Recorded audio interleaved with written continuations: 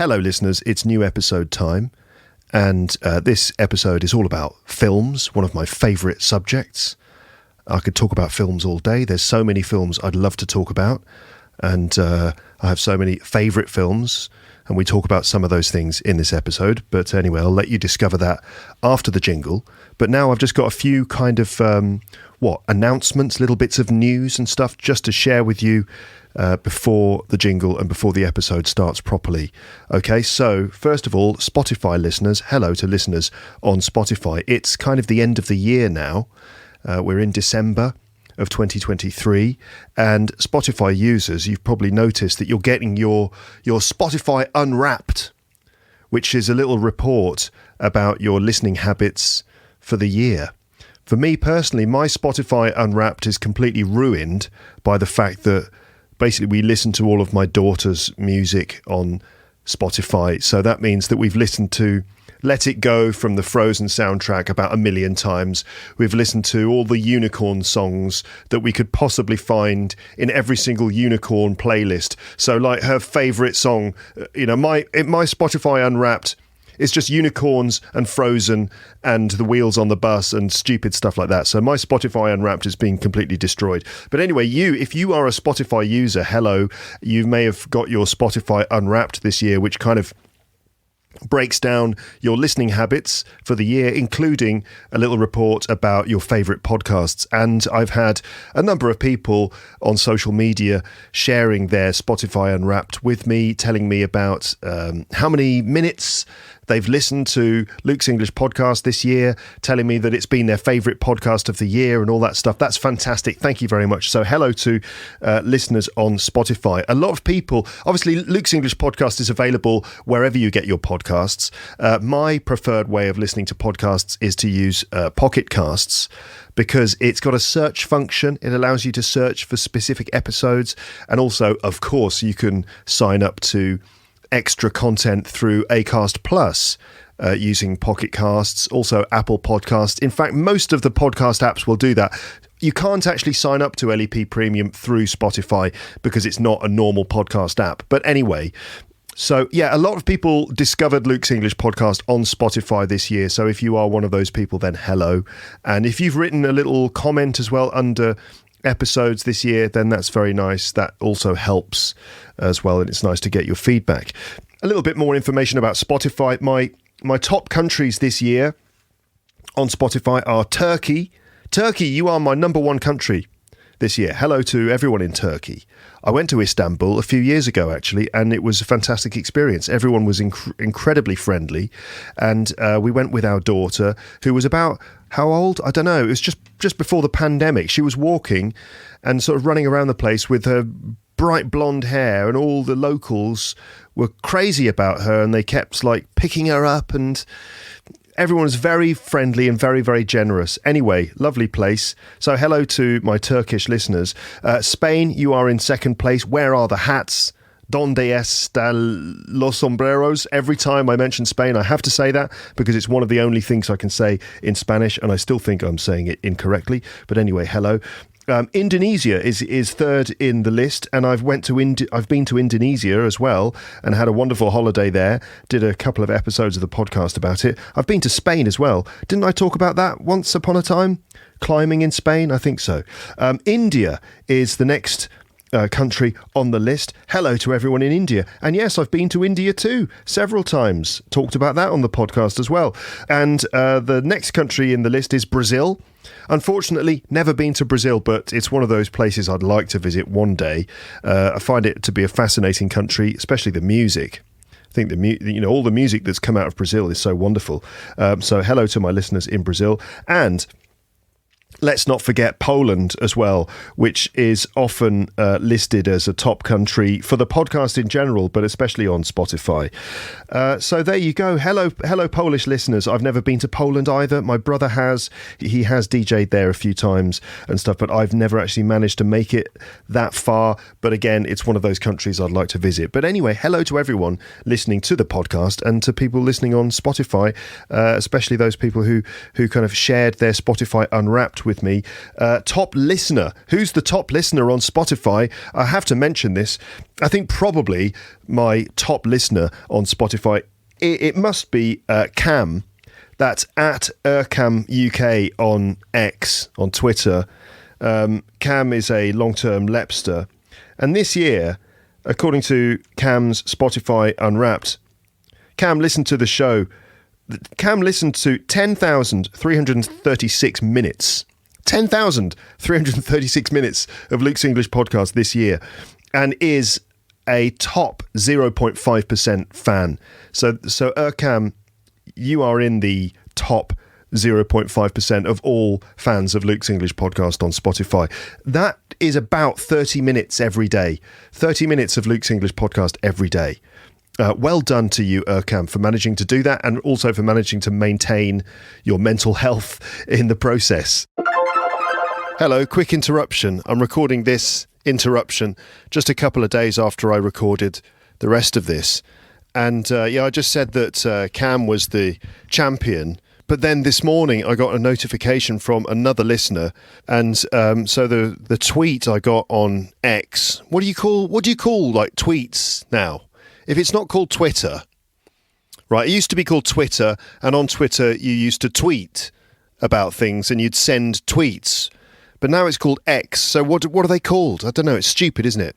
Anyway, I'm going to call it a tweet. So I got a tweet this morning from someone just called D, and that's at Green Mellow Blue, and they got their Spotify Unwrapped, and D listened to Luke's English podcast this year for a grand total of 18,993 minutes, making D a top 0.1% fan.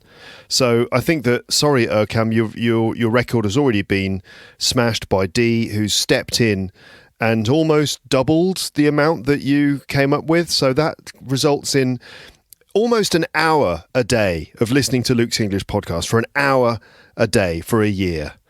And D wrote to me and said, I'm not even at episode 500 yet. So I don't know how many minutes worth of podcast material I've provided for you. I don't know. I just can't work it out. It's something like 50,000 minutes or something. I don't know. What's 850 episodes? Let's just round it up to 850.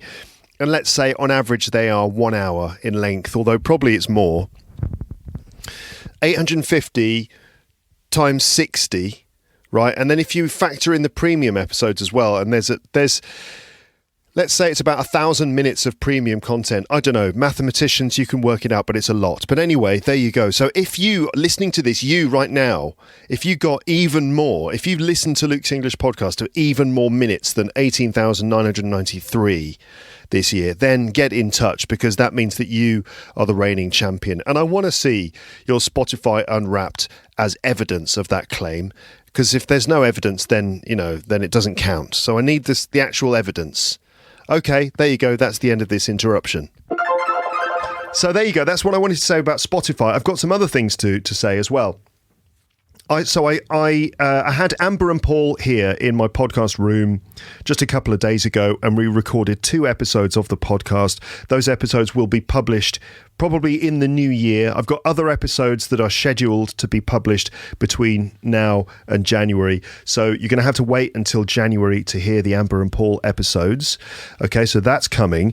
And I just wanted to mention that Paul Taylor, if you are in the listeners, if you're in the Paris area and you'd like to go and see Paul Taylor perform his final bilingual show, okay, his final bilingual show, this is the final time he's going to perform a bilingual show, and the last time he's going to perform his show, which is called Bisous Bye. If you'd like to go and see that, you got one last chance, and you've got to go to the Zenith. That's how I pronounce it in English. Zenith. It's a music venue. It's a big concert venue, and it's a massive place. And Paul is performing there in January. Let's just have a look. You can get tickets for the show at Paul's website, paultaylorcomedy.com. Okay, so he's performing at the Zenith, on the 6th of January, 2024. And you can get tickets at paultaylorcomedy.com. That's your last chance to see his bilingual show, Bisous Bye. And after that, he won't be performing any more bilingual shows. They will only be exclusively French or exclusively English. And you can wait until January to hear Paul talk about that a bit more. But I just wanted to give you a heads up about that now so that you've got a chance to actually book tickets and stuff like that. Because obviously when the actual episode where I'm talking to Paul, that's going to be released in January, it might be too late. So I wanted to tell you about that now. PaulTaylorComedy.com to get tickets for his show at the Zenith on the 6th of January. Okay. What else? If you want to come and see me perform stand-up comedy, then you can. And I can tell you about two shows that I'm doing. It's rather late notice. I think this is going to be this episode is going to be published on, what is it, like the 6th of December. So I'm performing tonight in Paris on Wednesday the 6th of December, and I'm also performing on Friday. That's Friday the 8th of December. I know it's short notice, but there it is. So you can see me performing. I won't be at the Zenith. I mean, the Zenith is a massive venue that holds about 4,000 or 5,000 people. I'll be performing in a much, much, much smaller room that holds something like 0.1% of that volume. You know, that it's a room that holds about 50 people, I think. But anyway, come down if you're in the area and you want to come and see me performing stand-up. Wednesday the 6th of December, Friday the 8th of December at the Montmartre Comedy Club. The Montmartre Comedy Club, right? It's the French Fried Comedy Night at the Montmartre Comedy Club. You don't need to book tickets. I think it's fine. You can just turn up. It's free to get in. And so why not come down? I'll be probably headlining the show on the Wednesday the 6th, and I'm going to be the host of the show on Friday the 8th. So come down to the Montmartre Comedy Club, the French Fried Comedy Night, and you can just Google that. And the show starts at 8:30. Okay? All right. Now, that we're not finished yet, because talking of the Montmartre Comedy Club, I was there a few weeks ago doing comedy, and I saw one of my comedy friends. His name is Artem. Now, Artem is a comedian who performs in English. I think he performs in French as well. He's a Ukrainian guy who lives in Paris, Artem. Now, Artem told me, he came up to me and he said, "Oh, Luke, I was in Japan recently. I was in Kyoto. I was at a hostel in Kyoto." What was the name of the hostel? The Len Hostel in Kyoto in September. And I met a girl called Mai, right? And, you know, after getting to know her a little bit and telling her that I did comedy in Paris, she told me, "Oh, do you know Luke Thompson?" And Artem was like, "Yeah, I do." And Mai was like, "Oh, fantastic. I listened to his podcast." So I just wanted to say hello to Mai from Kyoto in Japan, who met my friend Artem at the Len Hostel in Kyoto. Hello, Mai. Hi. Thanks for listening to my podcast. And I just wanted to tell you that Artem told me that you told him to tell me hello. Okay? And so I'm now saying hello back again. All right? Nice one. Okay. Is that it? Oh, yeah. One more thing. So the last episode of this podcast, which was the short story episode called Learn English with a Short Story, The Invitation. So that's been a popular episode. Those short story episodes usually are pretty popular.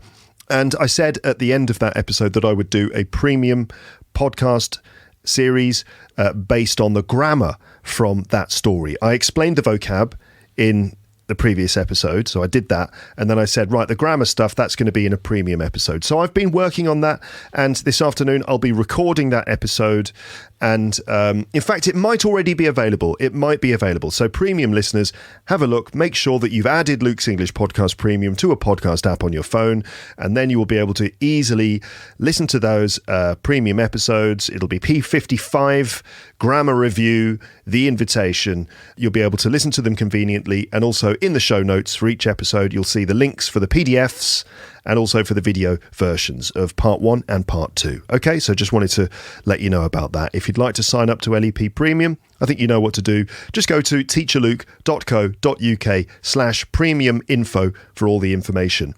Right, sorry for all this talking in advance because the episode is called Discussing Films, and here I am definitely not discussing films. The majority of the episode is all about films, and let's first of all, Cara and I talk about this and that. There's a bit of talking around the subject of films before we get into the actual substance and talk about, I don't know, it's like at least 10 films that we discuss here in this episode. Okay, I hope you enjoy it. Thank you for listening to this pre-ramble. Okay, I'll now let the jingle commence and then we'll get into the episode properly. And here we go.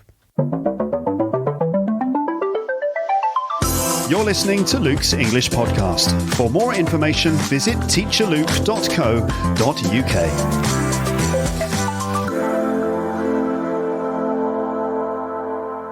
Hello listeners, welcome back to the podcast. In this episode, you'll be able to listen to a conversation I had with Cara Leopold recently, all about films. Okay, films, movies, films. What's the difference between the word film and movie? They're more or less the same thing. In fact, we answer that question during the episode, so keep listening to hear our answer to that question, which is, Luke, what's the right word, film or movie? We answer that question. So it's a conversation with Cara Leopold all about films. If you're a long-term listener to this podcast, then you'll know Cara. She's been on this show a few times before. Just in case you need a reminder, Cara Leopold is an English teacher from the UK, currently living in France, and she loves films and uses them to help people learn English. In fact, she is the creator of the Leo Listening Movie Club, where she helps advanced film-loving English learners understand and discuss iconic movies together in order to master conversational English. So Cara loves films. I love films too. Who doesn't? Who doesn't love films? We all love films, don't we? And it's very common to talk about films that we've seen. Okay, are you able to do that in English? Are you able to have a discussion about films? And just before you listen to this conversation, I want you to think about what is involved in having a conversation about films in English. How do we actually do that? When we talk about films, we do a number of things, including summarizing the plot or story of the film, describing the main characters, talking about actors and their performances, talking about directors and the way films are directed, edited, locations, effects, and music, giving our opinions about films, including the things we like and don't like, and discussing the meaning of films and any social, historical, or personal issues which are connected to them. So how do we actually do those things in English? Are you familiar with the language of cinema and the language of talking about films? Like all the vocabulary, all the different sort of structures, the kind of typical things that people say on the subject of films. So what I want to do with this episode is actually let you listen to a natural conversation about films in order to let you hear all of those things being done. So that's what this is. And you can use this episode in several ways. Firstly, you can just listen to this for enjoyment, listen to what we have to say about various different films, and just try to follow the conversation and practice your general listening skills in the process. And secondly, you could focus on noticing the specific vocabulary or grammar that we use to do all the things I mentioned before, right? So listen out for the specific ways that we describe, summarize, give opinions, and generally share our thoughts about films. So you can either just sit back and listen for enjoyment, or if you want to, focus more specifically on the actual ways that we do that with vocabulary or grammar. Okay, now we mention lots of different films in this conversation, and one thing which I'm thinking about is that those films might have different titles in your language. I hope that you're able to identify the films that we're talking about. They may have different titles in your language, in your country. So you can see a list of the names of all the films we mention on the page for this episode on my website. So if you want to check out those movie titles and perhaps Google them to find out what they are called in your language, just so you know exactly which films we're talking about, then just go to the episode page on my website and you'll see all of the movie titles listed there, plus various other links to things that we mention or which you might find useful, including other episodes of this podcast and other episodes of other podcasts about films and about some of the specific films we talk about. Right then, so it's now time to listen to my conversation with Cara. I'll talk to you again briefly at the end of this, but now let's get started.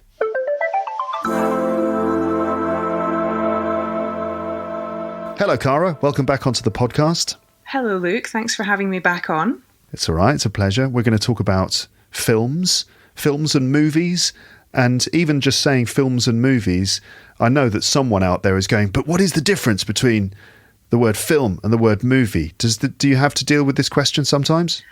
Yeah, a little bit, because when I sort of started working with films, some people told me, you should probably say movies, Cara. Usually Americans, and some people considered that's the kind of wider used word. I think the distinction is interesting because there is a British American distinction, right, between film and movie, and there's also kind of a highbrow and lowbrow distinction. Yes. So maybe in the UK people would consider like superhero movies, right? Because they're not particularly like sophisticated, they're not indie or art house cinema, right? Whereas, film would probably refer to, I don't know, like something by Wes Anderson or, something kind of arty and cinematic or independent. We say independent films, not independent movies, because movie tends to be associated with, Hollywood, big budget, big production. Does that ring true for you? Absolutely, yeah. So exactly what you just said. Generally speaking, movie is more commonly used in the United States, and we'd probably say film in the UK, although a lot of people say movies as well.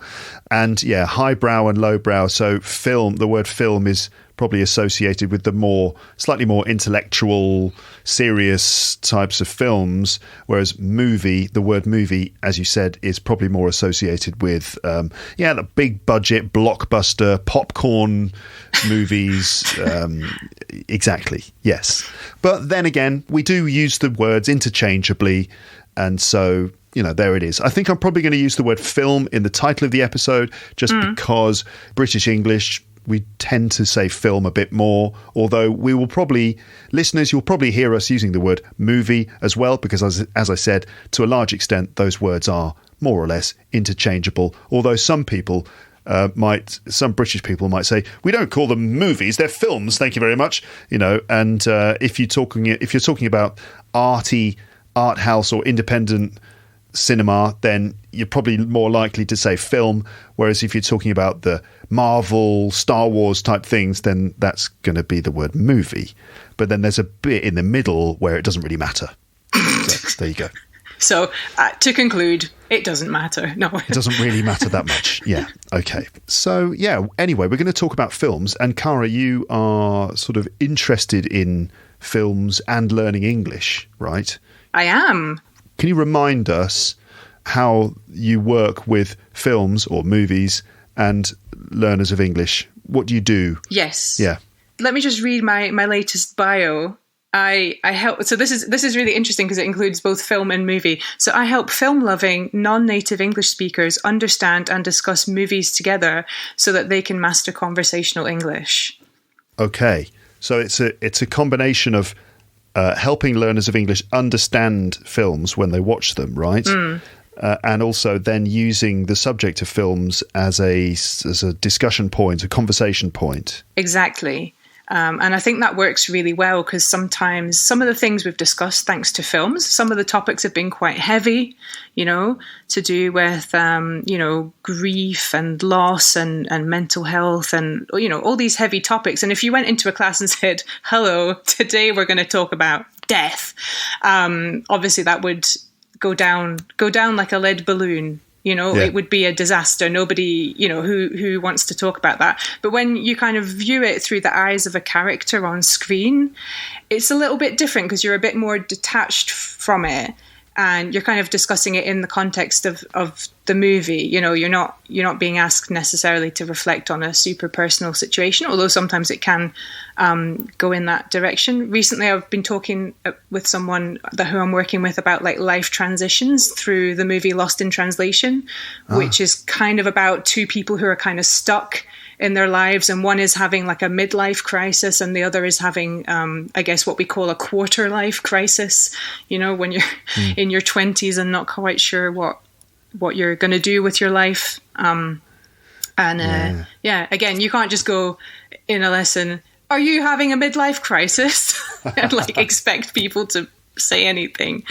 But yeah, totally different when you're exploring it through, Bob and Charlotte in Tokyo in Lost in Translation. So, right, absolutely. Yeah, and this is, I guess, one of the great things about films is that you can kind of just go into the cinema or switch it on your TV at home and you get swept up in the story of the characters, and through that medium you get to explore these big themes about our lives, about life and death, and all those big things. Very true. The big questions facing humanity. Yeah, there's a good Martin Scorsese quote about that I'm probably going to misquote, but he says, something like, now we need to talk to each other more than ever, and movies are the best medium for doing this. And I just love that quote, and it really informs what I do. So thank you, Martin Scorsese, for that, amongst other things. Thanks for that quote, but also thanks for some pretty good films as well. Thanks for the movies also, Marty. So in terms of helping people to understand films when they watch them, this is probably another big thing that learners of English think about with regard to films, is that people naturally go to films or go to TV series in order to improve their English, right? We've heard it so many times. People, it's common advice. People say, just, watch Netflix in English and, switch on the English subtitles or something like that. And people do this and they try to do this, but it's difficult, isn't it? It's actually quite a challenge. People might expect to have a nice, relaxing, entertaining time learning English with Netflix or films or whatever it is, but it actually is often quite a difficult thing.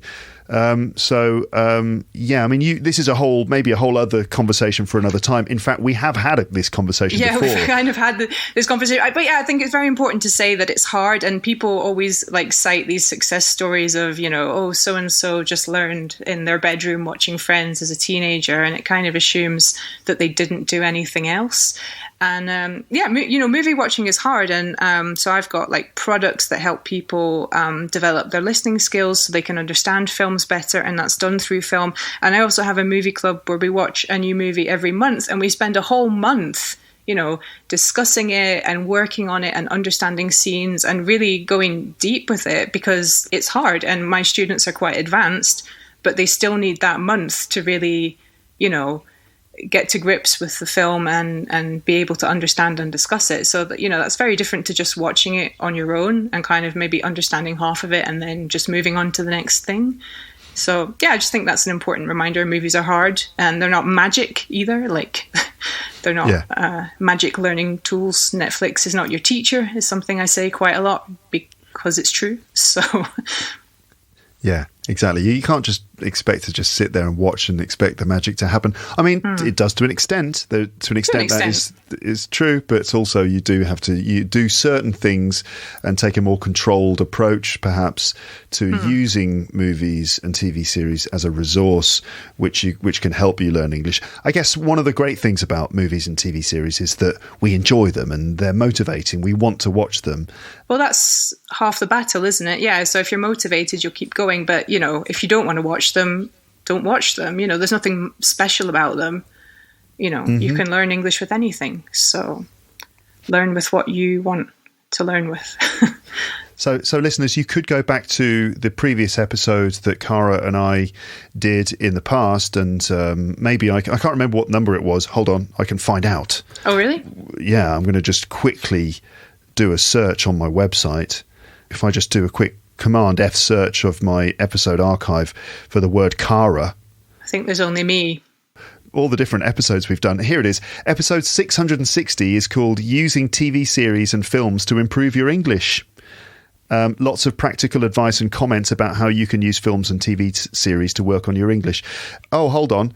So actually this episode 660 is a recap of some advice from episode 523 with Cara Leopold. So, okay, several episodes. You could listen to episode 660 and also listen to episode 523. Both of those are about this subject.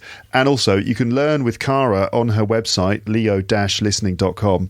You can see that she's got several things that you can use. There's an audio workbook to help you understand native speakers with movie quotes.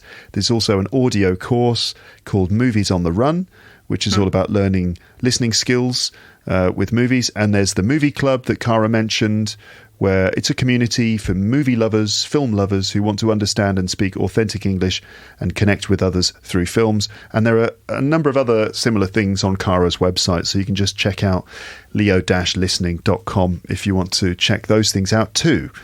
So, Cara, I thought that, so my reasoning, my thinking behind this particular episode now is to essentially have a conversation about films, just so that my listeners can listen to how that is done in English, listen to a natural conversation about films. And I've probably said in the introduction stuff about when we talk about films, we do various things. We summarize the plot, we describe the characters, we talk about the actors and their performances, we talk about the directors, the way that films are directed and edited, the locations, the effects, the music.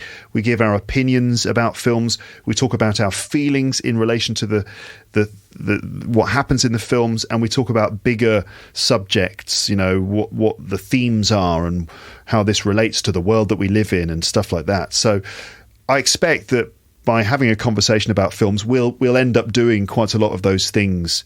So this is essentially a conversation to present how those sorts of things are done in English. No pressure, though, Cara. For us to have like a deep and meaningful conversation. You know, You're putting pressure on this whole thing. Like, what if it's boring? Maybe we'll just have we'll just have nothing to say about the films that we've seen. Nothing insightful, nothing intelligent, nothing. No insights, no deep revelations about humanity and where it's going. Yeah, well, who knows? Anyway, so Cara, films or TV series? What do you prefer? Do you prefer watching films or do you prefer watching TV series?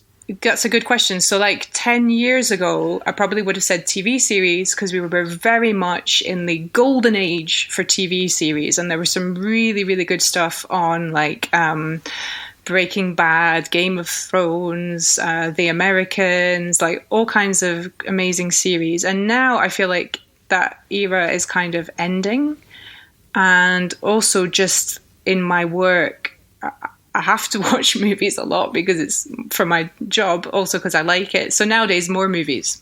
Yeah, me too. Same thing. We did have that golden age of TV series. Maybe it's still going on. It's just that I'm not aware of them. But I think overall I prefer films because I like the way that films usually, unless it's one of those big Hollywood blockbusters where they're basically setting up the film for a sequel or a franchise or something. Usually films are done within the 2 hours or whatever it is.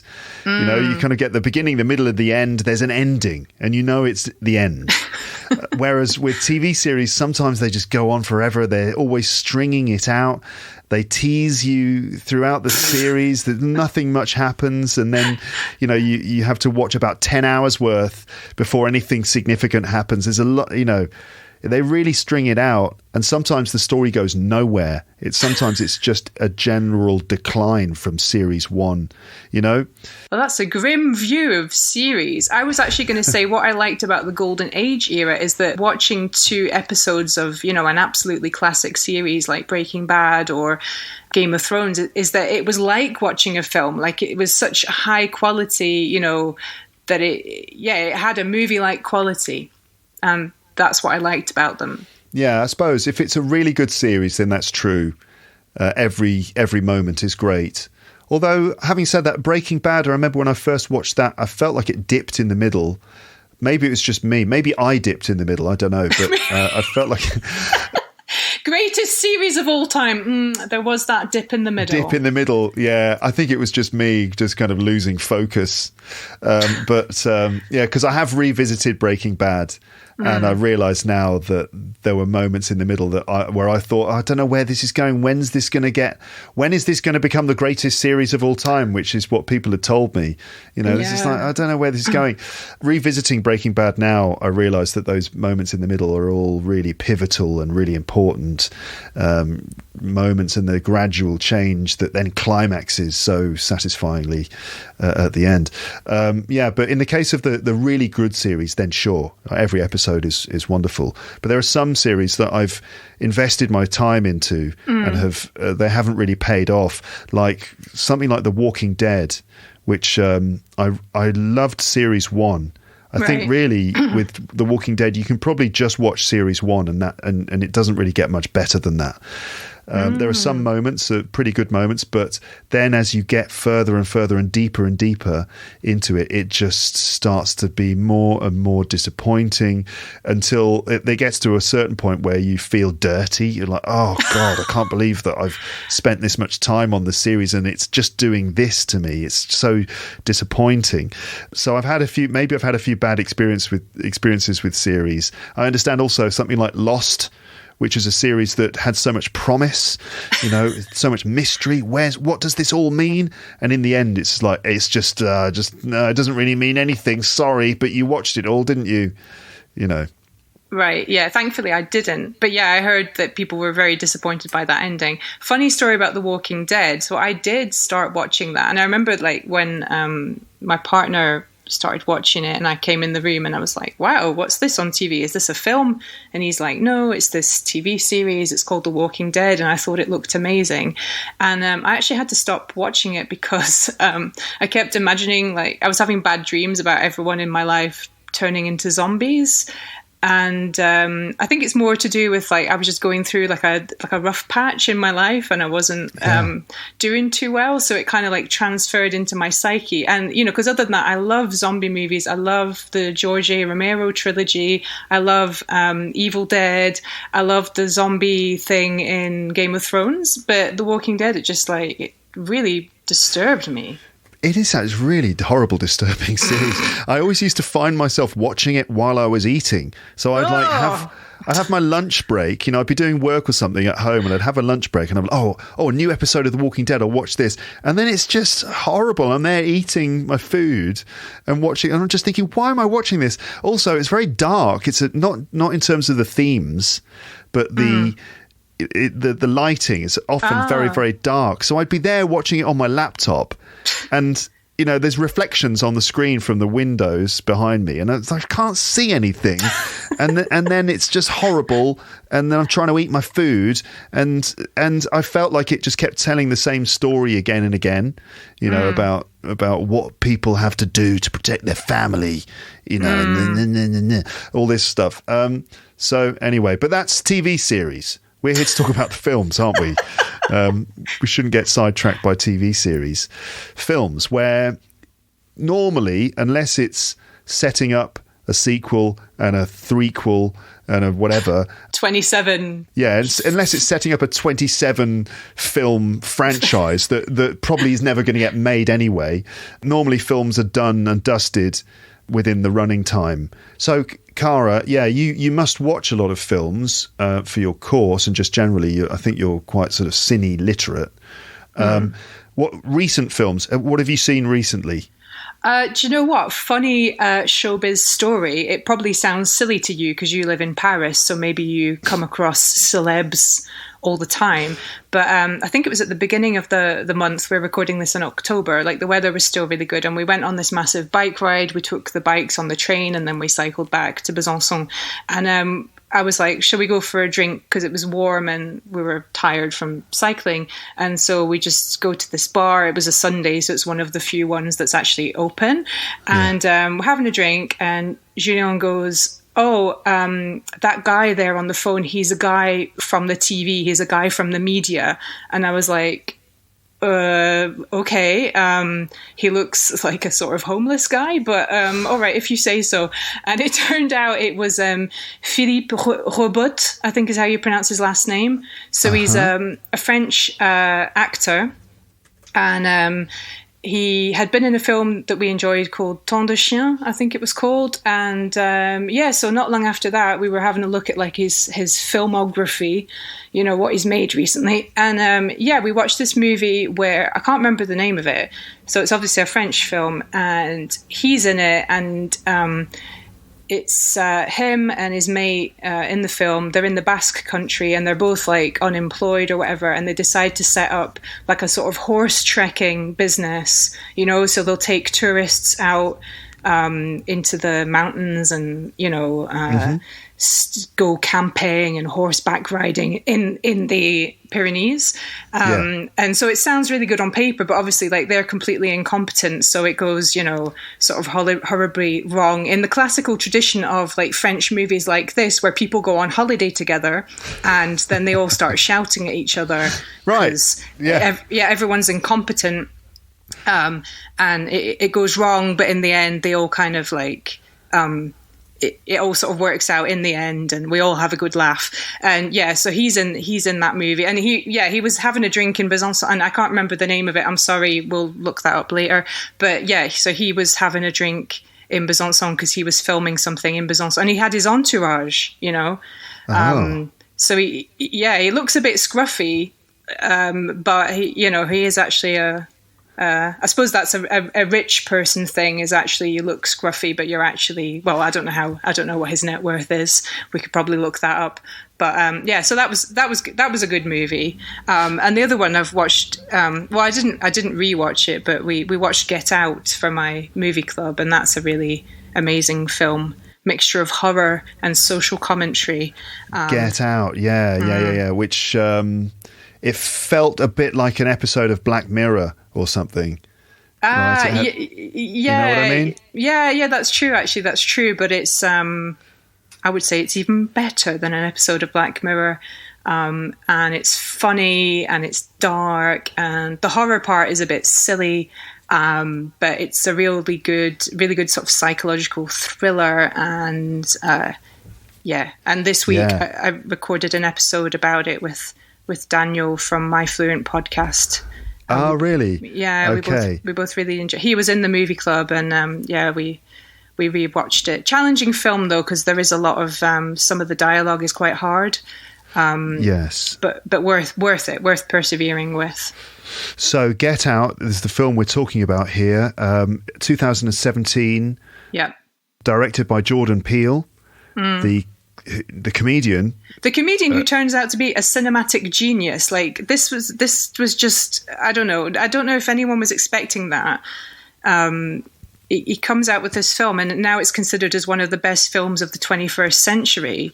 And it's his debut film. And up to then, we just knew him as part of the comedy duo Key and Peele, who are quite funny. But I mean, you know, I had no idea that, you know, he had it in him to direct such an epic film. Yeah, as you say, it's described as a psychological horror film. Yeah, that makes sense. And how would you describe the plot quickly? Just give a quick summary, because we're not going to do a whole, because you've done an episode about this. Is that for Daniel's podcast? It's for Daniel's podcast, yeah. So if people want to know more, they can listen to that. Basically, it's a young couple, Rose and Chris. Rose is white, Chris is black. She invites him to her parents' estate. So her parents are obviously white, wealthy, whatever, but apparently, you know, liberal. You know, not racist. It's set in the United States as well, right? It is, yeah. That's important. Important context, because it does deal with sort of the minutiae of social relations in the context of race relations in the US. So yeah, she's from this kind of wealthy but liberal white American family. He's a black guy. They're a couple, and she invites him to her parents' house to meet her parents. Okay. So he's a bit stressed out, you know, because he's like, do they know I'm black? You know, he's not quite sure how they're going to react. You know, even if they're Obama voting liberals, you never really know. And she reassures him, and then when he actually gets there, things start getting weird really, really quickly. Yeah. And he actually, something we discussed with Daniel is he has multiple opportunities to leave, but he doesn't. And it gets pretty scary pretty quickly. But thankfully, he has the best friend in the world, Rod, who worries about him and who starts like kind of investigating on his side. And Rod is quite hard to understand, but very funny, and just the best friend that you wish you had, because he's amazing. Yeah, and there's a weird twist, a weird horror twist. It doesn't start as a horror film. It starts more of a sort of awkward drama, but then it becomes a horror film at a certain point. Yeah, I was going to say there's a bit of like mystery. You're kind of like, where is this going? The horror part is a bit kind of silly. In some ways, but actually, the message is really deep. Yeah, it's an amazing film, and there's so much to pick up on visually, and so many little kind of hidden meanings in what's on screen. Brilliant film. Even if you don't like horror, I would say give it a go. Yeah, very interesting film. Okay. So My Fluent Podcast is the name of the podcast that Daniel Goodson does, and so there will be an episode about Get Out coming soon, I guess, on his show. So people can listen to that if they want more conversation on that subject. A question that people often ask when talking about films is, what is your favourite film? And I find it a really difficult question to answer, actually. Yeah, I would say it kind of changes, and sometimes it's hard to pin down exactly which one. It's like there's favorites maybe for different times, like, you know, maybe there's some movies that you like to watch when you're sick, you know, to help you feel better, or others that really there's some that can be really good, like Get Out, but I wouldn't really say it's my favorite movie, but it is a really amazing film. So I have a bit of a hard time with that one. I mean, the one example I can give, which is interesting, which I would describe as a movie club favorite, is the film Groundhog Day. Oh, yeah. Which turned 30 this year, which makes everybody feel old all of a sudden. Well, I don't know because I'm old, so this is why.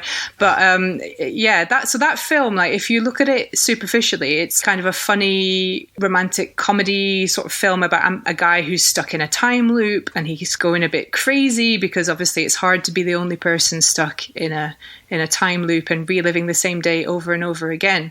And then you kind of look into it more, and you know, the director has been contacted by several religious leaders from different faiths saying, oh, you made our movie.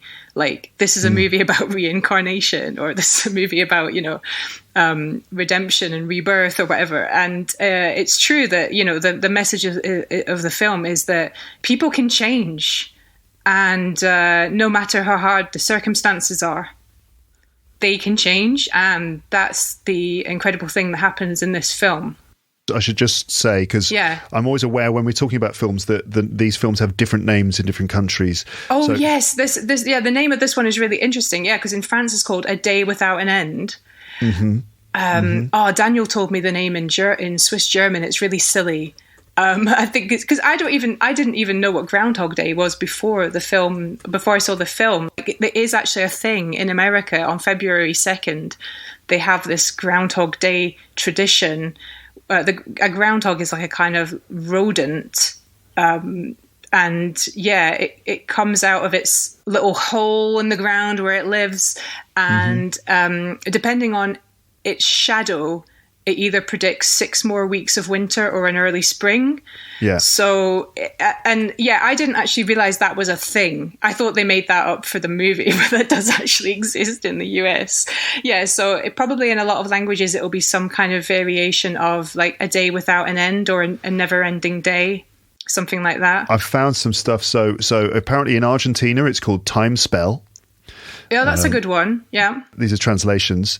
In Brazil, they call it maybe the same thing. I'm just having a look because I don't speak Portuguese. Time spell as well. In Bulgarian, it's known as an enchanted day. There are lots more of these. Hold on. Let's see if I can find. In Croatia, they call it Endless Day. Yeah, that makes sense. Okay, these Yeah. are all quite sensible, but we need a silly one. I'm going to find one. I'm just going to keep going through. Finland, My Day as a Marble. Okay. What? That's apparently a Swedish one. Okay, For some reason, they've got the interesting. Swedish version as well. And the Finnish version is My Day as a Marmot. Right. Yeah, like the German or Swiss German one was something daft, like the Groundhog relives like they use Groundhog in the name, and it's a marmot for Right. Yeah, that's a In German, yeah. apparently, it's "and the marmot greets you every day." Yes, that's it. That's so silly, but it's true. It's true. And the main character of the film is called Phil, and the groundhog is also called Phil. Right. So, Look at listeners, that. we're talking about that film. You've probably worked it out by now, everyone. So, the film we're talking about, Groundhog Day, stars Bill Murray. He's a guy, a journalist, a very cynical, self-absorbed, self-oriented, selfish journalist who goes to this small town in America to cover what he thinks is a very annoying story in a very annoying small town about an annoying tradition. Marmot. Where this groundhog comes out of its hole, and it's like all a part of a ceremony to work out when winter is going to end or something like that. And he's annoyed by everyone and everything, and he's very cynical and not very nice, really. But some weird thing happens to him, some sort of odd supernatural thing happens where he ends up stuck in a time loop, and he relives the same day over and over and over again. And he kind of goes through all these weird experiences, and actually, as well as it being a funny romantic comedy, there is a much deeper side to it as well. You know what, Cara? I did an episode about that as well. You did? Yeah. There you go. Episode 709 was called... Oh, I'll have to listen to that. Yeah, we did. Daniel and I did one, just constantly plugging Daniel's podcast. Yeah, we had a discussion about Groundhog Day, and the messages are quite profound, in fact. And it's a movie to make you feel kind of better about your life, I think. Yeah, definitely. So the episode I did, listeners, if you want to go back and listen to it, if you haven't already done so, episode 709, The Stoicism of Groundhog Day, and that was with my mum. Lovely. So I talked to my mum about that because she is interested in Stoic philosophy, and we used the film Groundhog Day to understand the principles of Stoicism. Oh, brilliant. What a great take. Yeah, and how this can help us all feel a bit better about the world. That's the idea. It's connected to religion, philosophy, even just in the movie club. One of my students said, my dad is worried about retirement and what he's going to do every day, when it's the kind of the same day every day. And I was like, you got to get your dad to watch this film. Yeah, it's got life lessons on so many levels. It's a film to help you grow as a person, while also like enjoying a really funny film. Absolutely, yeah. Really good. Everyone enjoys that film. Yeah, and if you don't, there's something wrong with you. British films, Cara. Do you have any particular recommendations for British films? Do you have like a favourite British film? Do I have a favourite British film? Or one that you would recommend? I quite like my period dramas, like Sense and Sensibility or Pride and Prejudice. Although I do think the best version of Pride and Prejudice is the TV series from the 90s. With Colin Firth. Yeah, we watched, and we saw it recently on Arte, the Franco-German channel, and we actually found out that the lead actress who plays Elizabeth Bennet is American, and she did a really good job. Yeah, unbelievable. Because I just assumed she was British, born and bred, because her accent, you can't tell that she's American. Oh yeah. Yeah, I didn't realise she was American. Yeah. She's been in some other stuff as well, right? Probably, yeah. I think she's had quite a long career. And so do you like my period films? I used to like Love Actually. But again, we rewatched it in the movie club. And I was like, what is this like fat phobic, creepy man trash, there's loads of there's films made in the 2000s that are super problematic nowadays. Call me woke if you want, but some of them have aged worse than older films, because apparently in the 2000s we all decided to, I don't know, we all decided it was cool to insult Martine McCutcheon, who's in this film, for being fat. And it's like, she looks great. But the problem was, at that time, you had to be size 0 and be incredibly thin if you're in the public eye. I don't know. There's just, so I don't really, I feel a bit differently about that film these days now that I rewatch it. And I know there's quite a lot of analysis and discourse about that online, about people's changing views on that film. I still do like bits of it, but I'm kind of like, and maybe I'm not the same person now either. Wasn't it written or directed by the same person who did 4 Weddings and a Funeral, the Hugh Grant film? I believe so. And, it's an all-star cast. And what's it? Richard Curtis, isn't it? Is it Richard Curtis? I think so, yeah. Richard Curtis did 4 Weddings and a Funeral, Notting Hill, Love Actually, About Time, and then more recently, Yesterday, which has got the Beatles connection, which I absolutely don't want to see it. I know enough about it to know that it's not for me, and if I watch it would just make me boil inside. No, because I mean, like, the concept of Yesterday. Oh, here we go. I'm talking about it. I realise I haven't seen the film, so I probably shouldn't be judging, but I just know. I've seen clips, I've seen the trailer, I've read about it, and I'm just like, no. The concept of the film is that through some weird moment of supernatural thing, for some reason, a guy who's a struggling songwriter, he wakes up one day and he realises that no one knows anything about the Beatles. They just haven't happened. They just never existed. They never occurred. It's just some little glitch in the universe means that the Beatles never actually got together, never wrote those songs, never recorded them. No one knows anything about them.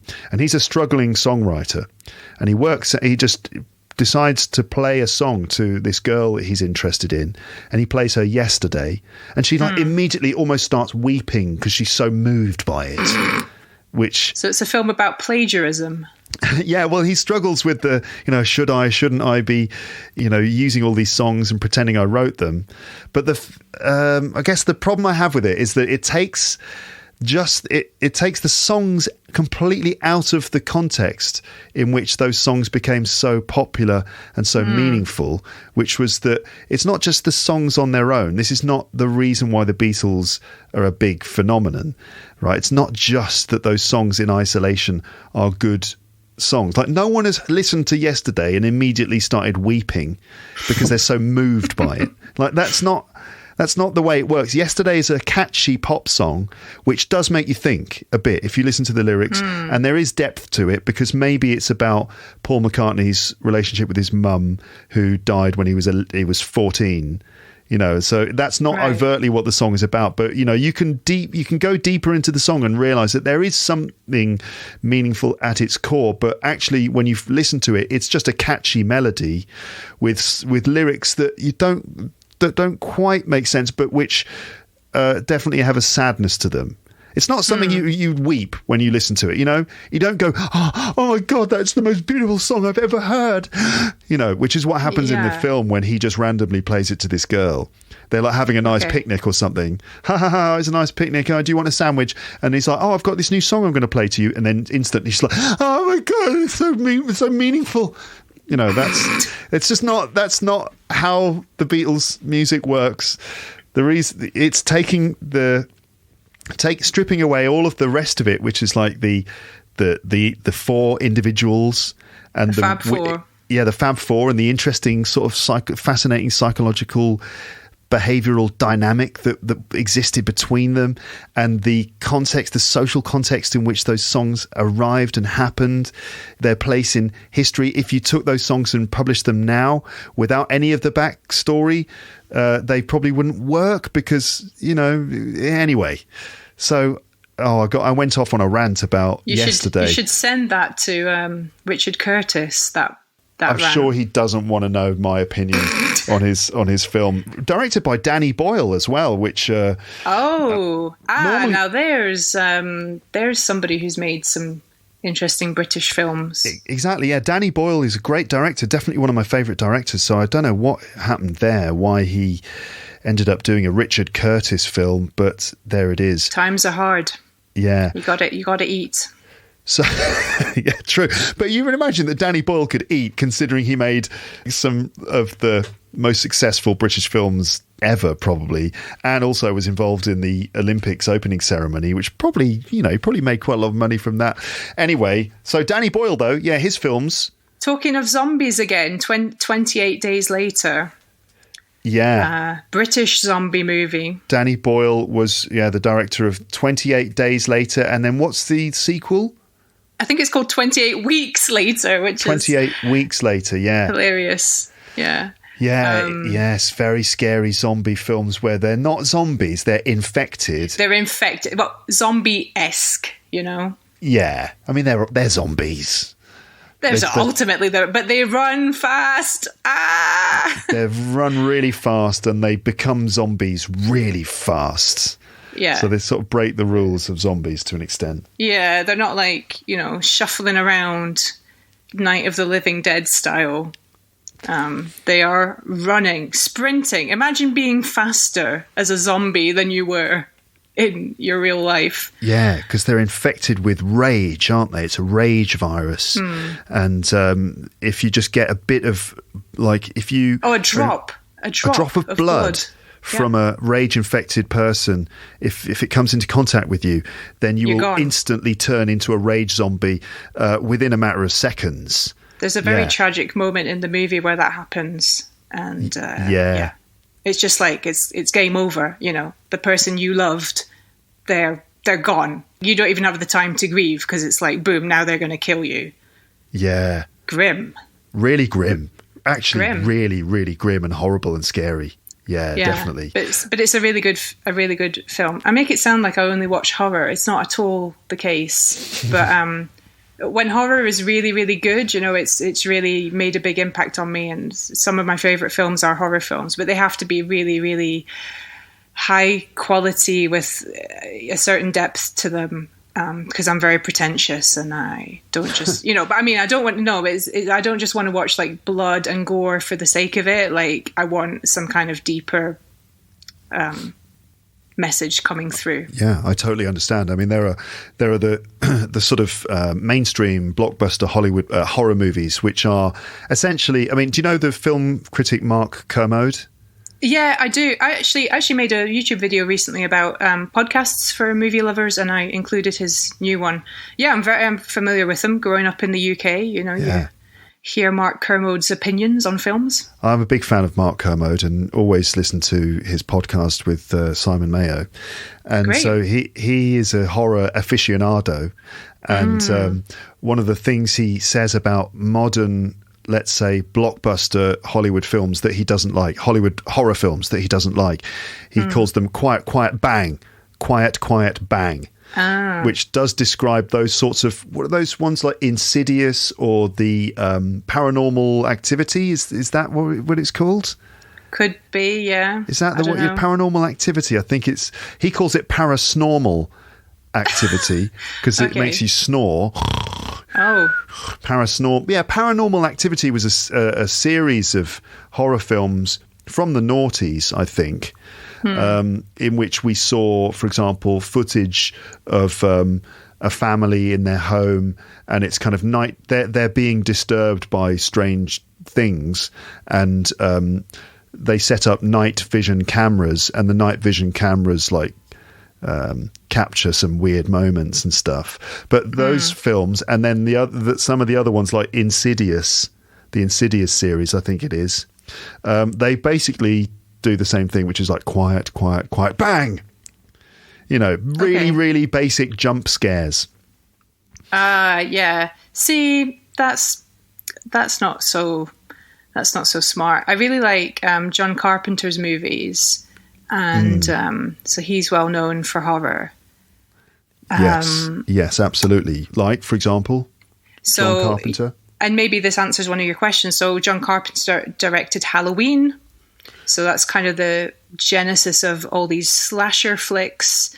And actually that movie, I was listening again for this YouTube video about movie podcasts. I was listening to a podcast about it. And, you know, they mentioned that it's a long time before the first person gets killed. And there's a lot of buildup of tension before that. And what I really like about Halloween is its simplicity, for one thing. And especially in the second film, a lot of that is filmed in a hospital. And there's just really clever use of light and darkness. Mm-hmm. And so in the Halloween movies, the killer is Michael Myers. He's this masked, knife-wielding killer. And sometimes he moves really, really slowly. And then other times he seems to move really quickly. And just his movements are really unpredictable. And then the use of light and dark is really, really clever. Because you're like, where is he? Where is he gone? Where is he coming from next? And yes. I just love how it's so simple. And the gore isn't over the top. Mm-hmm. But it's just, you know, very clever and simple, good twist as well in Halloween. And yeah, those films are brilliant. And then John Carpenter also made The Thing. Oh, yeah. And that film's incredible. That film is actually, we watched it in movie club, and I think it was a bit maybe hard going for some people because it is a bit gory, like, because the monster is pretty... it's an alien who takes over your body. And, you know, we watched it during the pandemic, and there's actually... Oh, my God. There's pandemic vibes there, because it's like, you don't know who's infected, right, with this alien. It can take on human form, and then it suddenly appears. And they're on a naval base in Antarctica, so it's already a really weird environment. And then everybody gets really paranoid and suspicious of each other, and they do tests to see who's infected by this alien. And I know that I've heard that John Carpenter's rule is never fully show the monster. Always, you know, leave a bit of room for doubt. So, you know, his use again of like things like shadow and half showing you and not showing you, and that, you know, that's really creepy, because it's like, what am I dealing with? I'm not actually 100% sure. And you know, why can't it be defeated? Why can't, you know? And I love The Thing. I saw that when I was about, it's one of those films that a lot of us have these experiences where you see a film that you shouldn't have seen at a certain age. You know, like you're at a friend's house and their friend has got their dad's video collection or DVD collection, you know, and you end up watching something that you definitely shouldn't have seen. So I used to go to a friend's house up the road from where we lived, and his dad had all these like pirated movies. Oh, wow. On like fairly low quality VHS copies. And we would just watch them. And I saw RoboCop. I saw Running. RoboCop's amazing. Yeah, and so violent, like way more violent than anything I'd ever seen at that point. Yeah, it's true that director is known for sort of over the top violence. I love the anti-capitalist message. There's a lot of 80s movies with like a hard-hitting anti-capitalist message, and you watch them now and people maybe just like don't get it. Yeah. In RoboCop, the message is that the police force, the police service is private. It's a privatized company, and they go on strike. You know, because it's not a nationalized service. The police.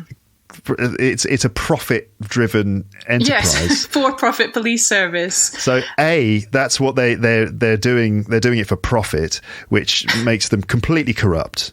Yeah, and it is very, very corrupt, more than we can imagine. Yeah, they're working with the gangsters, and it's like horribly corrupt from all the way up to the very top.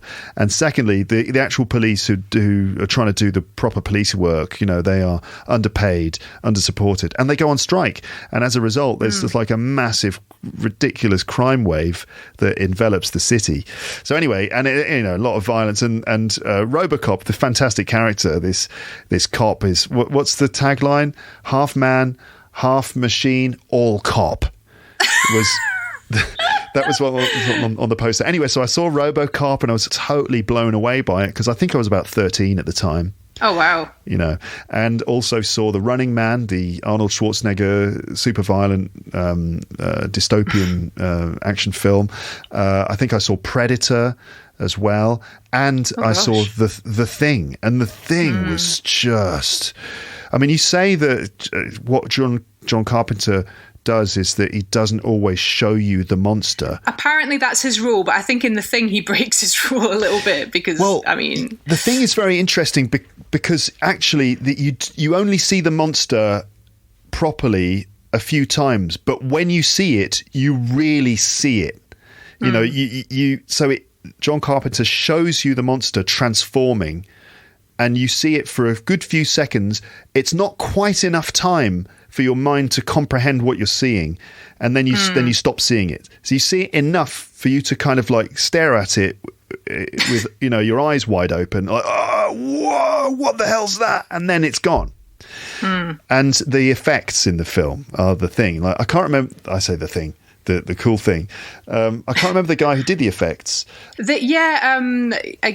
watched it in the movie club, so I got like some behind the scenes stuff, and it turns out that the guy who did the effects, he was really young, and apparently he was super overworked, because obviously this is like pre-CGI. The film was made in like 82, early 80s, and so he had to like build out all this monster stuff manually, and apparently he had a really bad burnout because he was just working like crazy hours. So I hope he recovered. And the film wasn't successful when it came out, and that is the bitter pill to swallow, because it probably changed John Carpenter's career trajectory.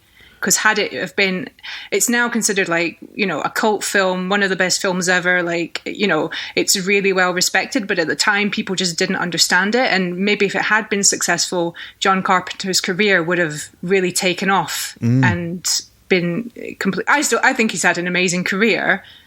Yeah. But, by Hollywood standards, he's a bit sort of culty horror genre. Like, he's maybe not as well known as he could be, is what I'm saying. Yeah, definitely.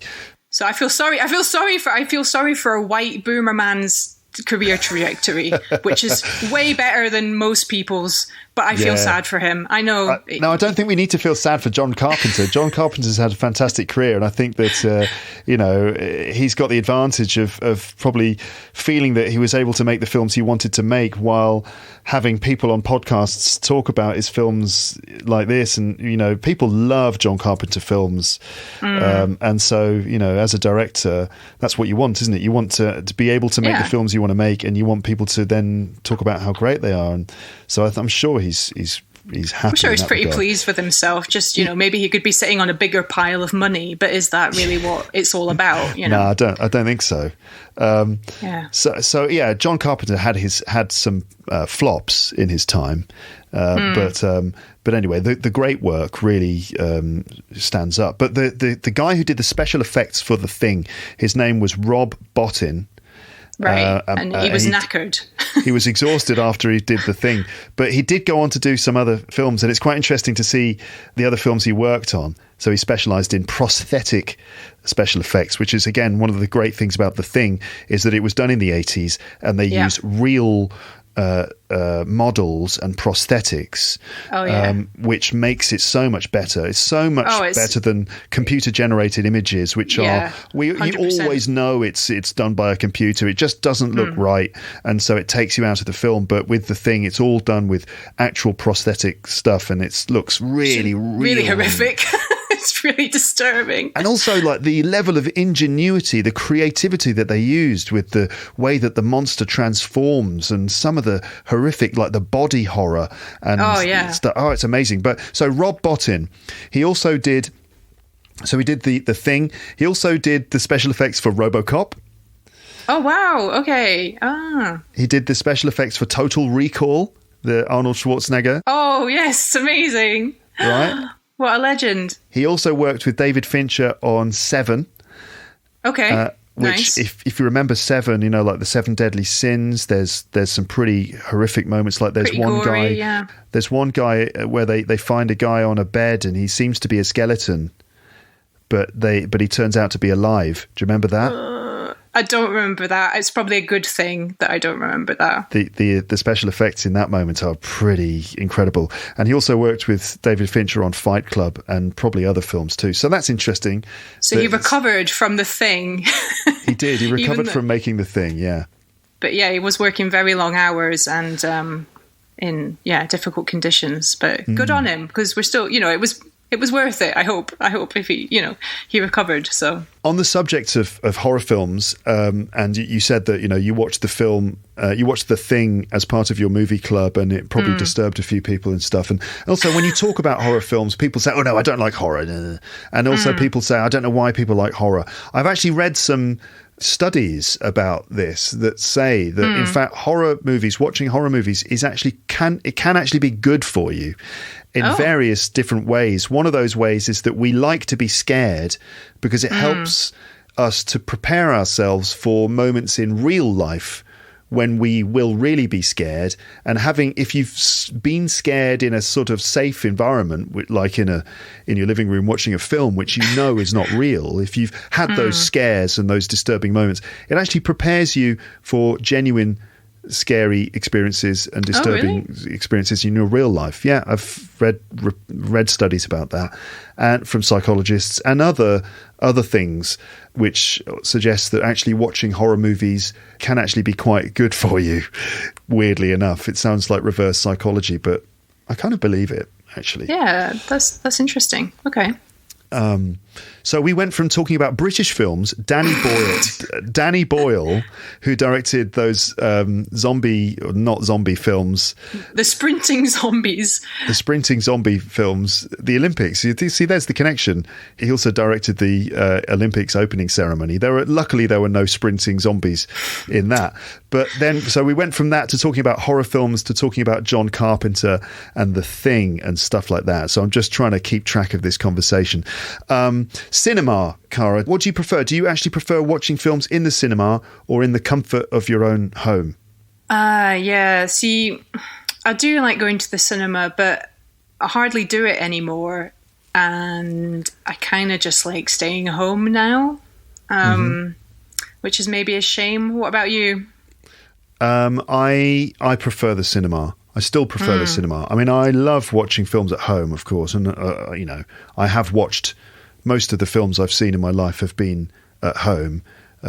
Previously, I'm showing my age here, but previously it was on VHS, video cassette, connected to a very small TV on the other side of the room. Like we're in the 90s when I watched probably most films. I watched most of them on a tiny little TV. Like, TVs used to be so much smaller than they are today. Yeah. Right? Kids these days, they have no idea. TVs are massive these days, aren't they? And so it's probably better these days to watch films at home, because normally you're watching it on a much bigger screen in, at least in 1080p, HD, maybe 4K or something. But I still love going to the cinema. I just love the ritual of getting the tickets, going in, sitting down on probably nice plush red seats. The seats are lovely, you have to admit, yeah. Yeah. And then, waiting for the film to begin, and then you get the adverts, which I can't stand. I can't stand the adverts. But then the trailers. I love watching the trailers for new movies. I love that. And then the other thing I love is, I guess you call them the idents for the production companies that made the film. So if, for example, if it's Star Wars, you used to get the 20th Century Fox animation. Yeah, those things. Okay, I didn't know they had a name. These days it's Disney, I guess, and then it says Lucasfilm in shiny writing. But when you see art house films or more independent films, there are lots of really cool, I think they're called idents, I don't know, but there's like the famous DreamWorks one, which is like the kid on the moon fishing in the water. There's Bad Robot, which I think is what's his name? Who's the guy who did Lost? J.J. Abrams. It's his production company. The Bad Robot animation.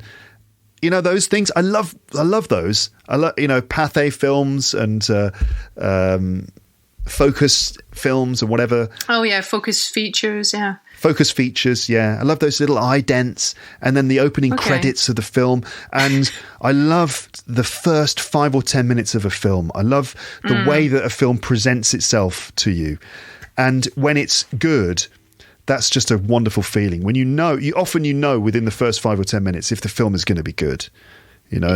Yeah, they're important, those first few minutes. So I just love that whole ritual of going in, getting the trailers, then getting the idents, the way the film opens up, the first 5 minutes, you get a sense of where it is. And if it's a good film, I just love that feeling of like, okay, you've got my attention.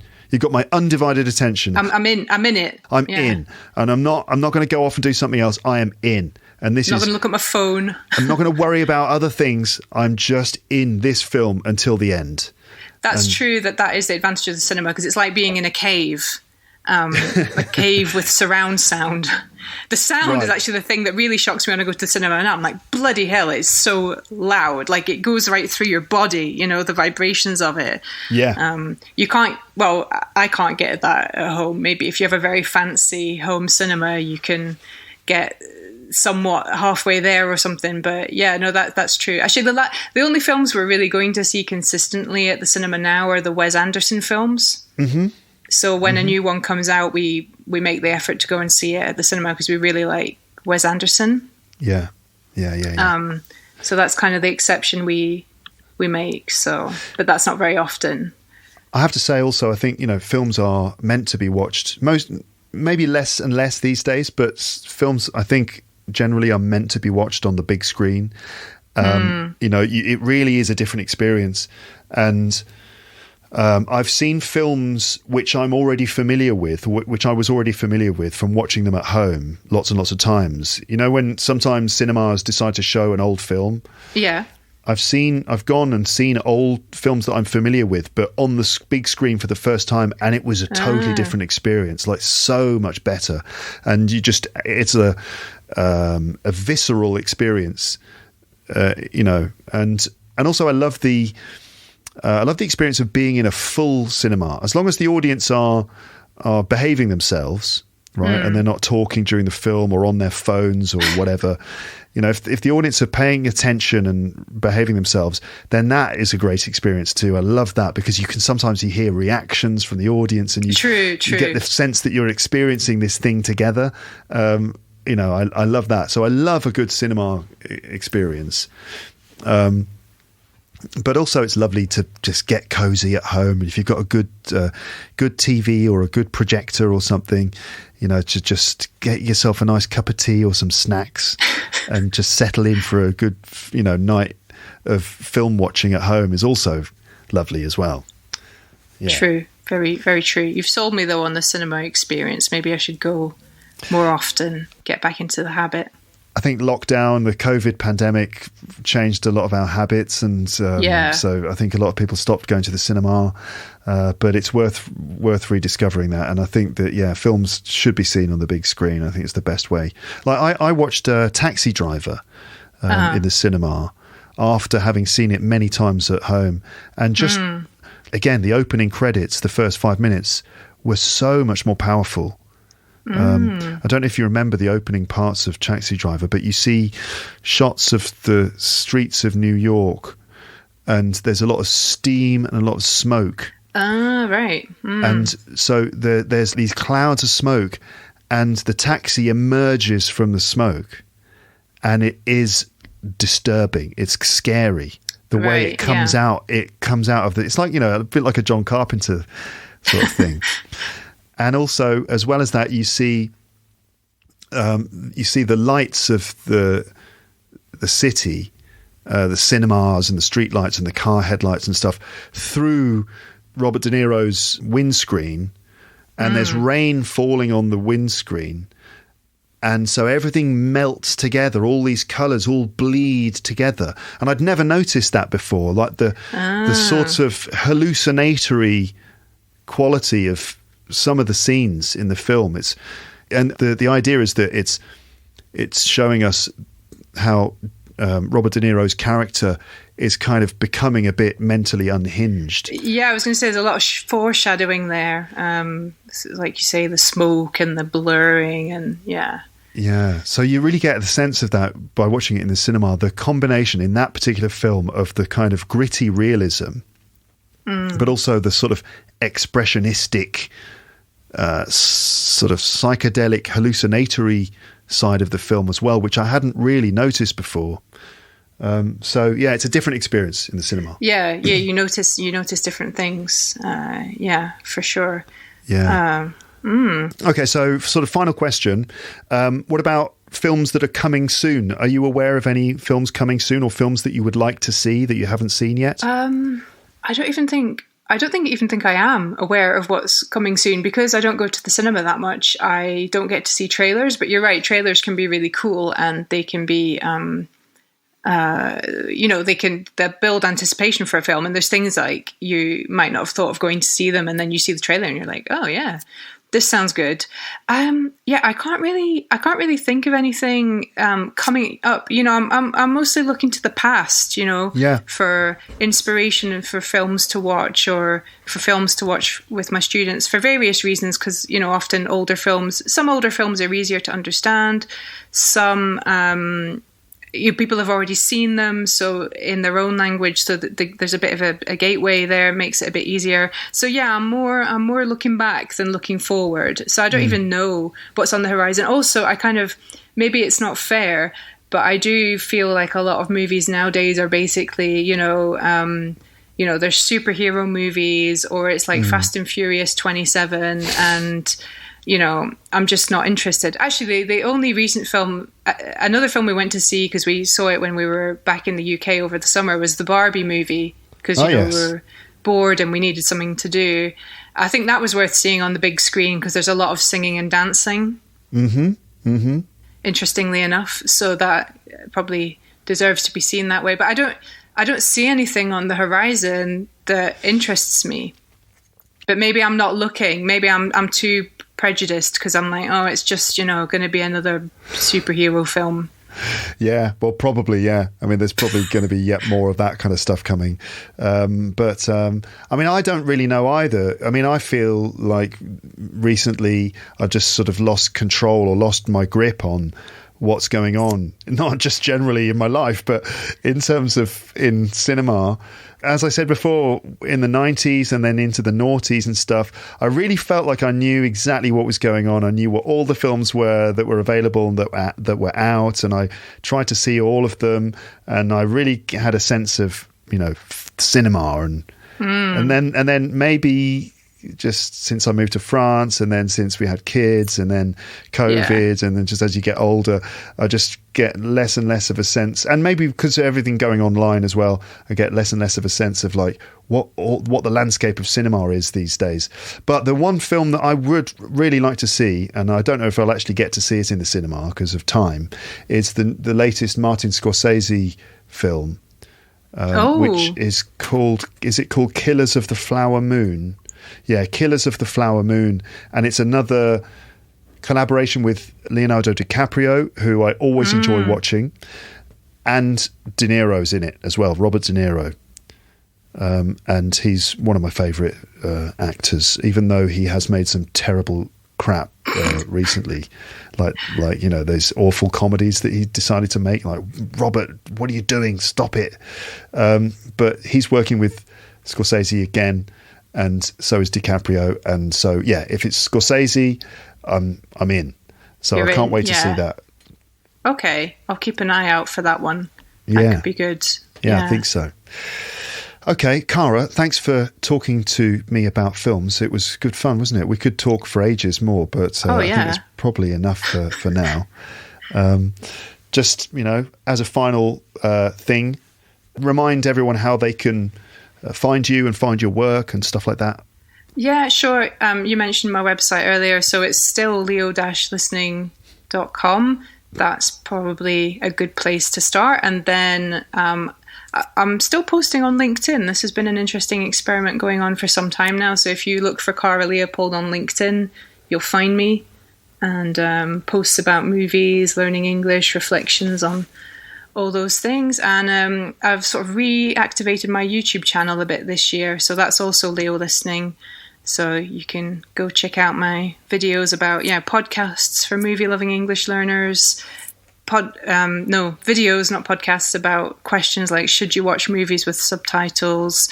All these kinds of questions that people have about learning with films. I try to answer them to the best of my ability. And I do some like movie reviews, kind of, you know, along the lines of like, here's something we watched in movie club, and is it good for you as an English learner, and what kind of things did we discuss, and, you know, is it worth watching it? So yeah, I need to make some more like that, going into classic films that we enjoyed and that I want to recommend to others. So yeah, those are the places to go hang out with me online. Okay, brilliant. Thank you so much. All right. Well, great. Have a lovely rest of the day, and you too.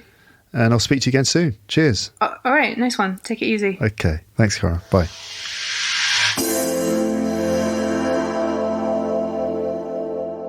So there you go. That was my conversation with Cara about films. We could have carried on for ages. I mean, it's one of my favourite things to talk about, and there are loads of other films that we could have explored. You know, it's just so much to talk about. It would be fun to do an entire film podcast. But anyway, thanks again to Cara for that conversation. I really enjoyed that. And yes, you can check out Cara's work. On her website, you can see details of the different courses and resources I mentioned before, which involve improving your English with films. That's leo-listening.com. By the way, all the links that I'm going to mention, you'll find them on the page for this episode on my website. So there's leo-listening.com if you want to find out about things like Cara's movie club for English learners. Also, you could check out her YouTube channel where she's been posting videos lately. And some of the video titles there include things like this, like the best movies for English learners, the 5 best podcasts for movie-loving English learners. She did a video called, Should You Watch Movies in English with or without subtitles? Which is a question that lots of people ask and wonder about. Lots of language learners often wonder about that, you know, with subtitles, without subtitles, subtitles in English, subtitles in your first language, what's the best option? You could check out Cara's episode about that. And also she did an episode called How to Understand Movies in English Without Subtitles, and more as well. So that's Cara's YouTube channel, which is called Leo Listening. It's basically Leo Listening on YouTube. And also you'll find a link on the page for this episode on my website. You'll find a link to Cara's LinkedIn page. LinkedIn. That's how we pronounce that website in English, LinkedIn. I wonder how you pronounce LinkedIn in your language. For example, in French, it's LinkedIn, I think. Anyway, LinkedIn is how we pronounce it, LinkedIn. So you could check out Cara's LinkedIn page where she's been writing posts about various things. So yeah, anyway, you'll find the links to those things on the page for this episode on my website. And as well as that, as well as those links, you'll find even more links. Is this what you want? Did you want links? If you want links, then you've got them. I've got all the links you need. You'll find links to those previous episodes of this podcast about using films and TV to improve your English. Because yes, I've talked about that subject in some depth. I did one episode with Cara. That was episode 523, which was called Tips for Learning English with Films and TV Shows. And also I did episode 660, which was, I think, just called Using TV Series and Films to Improve Your English. Both of those episodes are full of comments and advice on doing exactly that, including the questions about subtitles and more. Also, yes, even more links. You'll find links to the episodes about Groundhog Day that we mentioned. So there's the episode I did with my mum about Groundhog Day and Stoic philosophy. That was episode 709. You'll find a link to that. And also, you'll find a link, or several links, in fact. Just millions of links. Too many. Just overload. Link overload. But you'll find links to episode 129, parts 1 and 2 of Daniel Goodson's podcast, which is called My Fluent Podcast, in which Daniel and Cara discuss Groundhog Day as well. So that was My Fluent Podcast, episode 129, parts 1 and 2. And just in case that wasn't enough, You'll also find that list of all the names of the films that Cara and I mentioned in this conversation, just in case you wanted to Google them and find out what they are called in your language. Okay, you'll find that whole list, and here are all those titles. There was Get Out, Groundhog Day, the Jane Austen adaptations, Sense and Sensibility and Pride and Prejudice, those Richard Curtis films, Love Actually, Four Weddings and a Funeral, Notting Hill, About Time, and Yesterday. Don't get me started.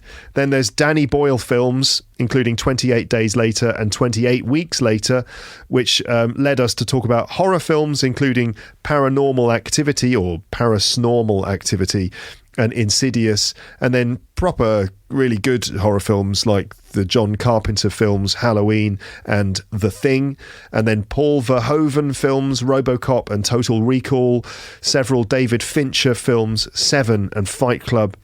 One of my all-time favourite films, that's Taxi Driver, directed by Martin Scorsese, of course. More recent films, too, including the Barbie movie and the latest Scorsese film called Killers of the Flower Moon, which I still haven't seen yet. I haven't seen the Barbie movie either. It's rather difficult to get to the cinema these days when you've got a 4-month-old baby and a 5-year-old kid as well at home. They tend to sort of keep you indoors quite a lot. So there you go. You can find all of that stuff, all of that information on the page for this episode on my website. And where's that? Well, you'll find a link to it in the description. Oh my God, it's just like following one link which takes you to another link. It's like The Legend of Zelda or something, isn't it? You've got to just, I don't know, a link to the link to the link to the link. All right. Okay, listeners, how are you doing? A couple of questions for you here at the end of the episode. Here are a couple of questions which you could answer in the comments section if you like. So simply, what about you? Have you seen any good films recently? What have you seen recently? It doesn't have to be the best film you've ever seen, but can you think of a film that you've seen recently that you remember? What was it? Can you describe it? What's it about? Who's in it? What did you think of it? What about you? Do you prefer films or TV series? Why? And what about films and learning English? A lot of people say that they have learnt English just by watching films or TV, which is sort of amazing. So if that's true for you in your language learning or English learning life, which films have played a part in that process for you? Which films have helped you to learn English? Which ones? And how did they help you? Can you think of any specific titles? Or is it just like movies in general that you've just seen throughout your life? Or are there any specific films which definitely you can say have helped you? Which films? And I wonder why. What is it about those films that helped you? Do you remember specific lines? Did you watch those films again and again? Leave your comments in the comments section, either, well, wherever you're listening to this. You can actually comment, I think, on Spotify now. You can comment on YouTube if you're listening to this on YouTube. And in any case, you can leave your comments on my website, on the episode page on my website. And by the way, if you're looking for all the episode pages, I'm going to give you more links now, just in case you needed more. If you ever want to find every single episode page for every single episode of this podcast, just go to teacherluke.co.uk/episodes, and that will take you to the full episode archive with every single episode there. Okay, so if you ever want to kind of search and check out all my previous episodes, teacherluke.co.uk/episodes. To just jump straight to the episode page for this one, you'll find a link in the description, okay, wherever you are listening to this. All right, then. Thanks so much. That's the end of this episode. All right, everyone. I look forward to reading comments and stuff. But otherwise, have a lovely morning, afternoon, evening, or night. Okay, take care out there in the world. Try to be excellent to each other, if that is possible, please. All right, as if it's going to make a difference, just my comment, just saying, please be good to each other. Okay, world peace achieved, because Luke said so. But anyway, have a nice time, okay? All right, that's the end of this episode. Speak to you again soon, but for now, it's time to say goodbye. Bye, bye, bye, bye. Thanks for listening to Luke's English podcast. For more information, visit teacherluke.co.uk.